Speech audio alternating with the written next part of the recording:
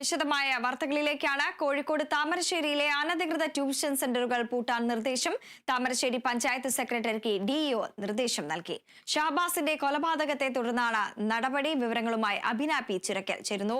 അഭിന, താമരശ്ശേരി ഷഹബാസ് കൊലപാതകത്തിന് പിന്നാലെയാണ് ഈ കോഴിക്കോട്ടെ താമരശ്ശേരിയിലെ അനധികൃത ട്യൂഷൻ സെന്ററുകളെല്ലാം തന്നെ പൂട്ടാനുള്ള ഒരു നിർദ്ദേശം ഉണ്ടായിരിക്കുന്നത്. മറ്റ് നിർദ്ദേശങ്ങൾ, നടപടികൾ എന്തൊക്കെയാണ്?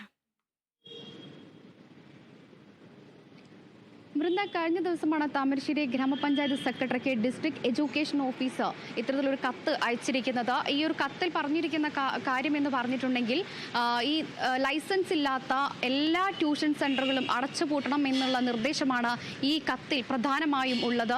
താമരശ്ശേരിയിൽ മാത്രം 1000-ലധികം ട്യൂഷൻ സെൻ്ററുകൾ, സ്വകാര്യ ട്യൂഷൻ സെൻ്ററുകളാണ് പ്രവർത്തിക്കുന്നത് എന്നുള്ളത് എടുത്തു പറയേണ്ട ഒരു കാര്യം തന്നെയാണ്. ഇത്തരത്തിലുള്ള എല്ലാ ട്യൂഷൻ സെൻ്ററുകൾക്കും മതിയായ ലൈസൻസ് ഉണ്ടോ, അതുപോലെ തന്നെ കുട്ടികളുടെ പ്രവർത്തനവും അതുപോലെ തന്നെ മറ്റ് കുട്ടികൾക്ക് ആവശ്യമായ സജ്ജീകരണങ്ങളെല്ലാം ഉണ്ടോ എന്നുള്ളതടക്കം നോക്കിയായിരിക്കും, ഇതെല്ലാം വിലയിരുത്തിക്കൊണ്ടായിരിക്കും ഇനി ഈ ട്യൂഷൻ സെൻ്ററുകൾക്കുള്ള അനുമതി നൽകുക. നേരത്തെ ജില്ലാ കളക്ടറും അതുപോലെ തന്നെ പഞ്ചായത്ത് അധികൃതർ ഉൾപ്പെടെ നടത്തിയ ഒരു ചർച്ചയ്ക്കൊടുവിലാണ് ഇത്തരത്തിലൊരു തീരുമാനം ഡിഇഒ കൈക്കൊണ്ടത് എന്ന് തന്നെയാണ് മനസ്സിലാക്കുന്നത്. നമുക്കറിയാം, ഷഹബാസിന്റെ മരണവുമായി ബന്ധപ്പെട്ട് നടന്നത് ഇത്തരത്തിലൊരു ട്യൂഷൻ സെന്ററിൽ നടന്ന DJ പാർട്ടിക്കിടയിലാണ് ഈ ഒരു സംഭവമാണ് ഇത്തരത്തിലൊരു തീരുമാനത്തിലേക്ക് വഴിവെച്ചത് എന്ന് തന്നെയാണ് മനസ്സിലാക്കാൻ സാധിക്കുന്നത്.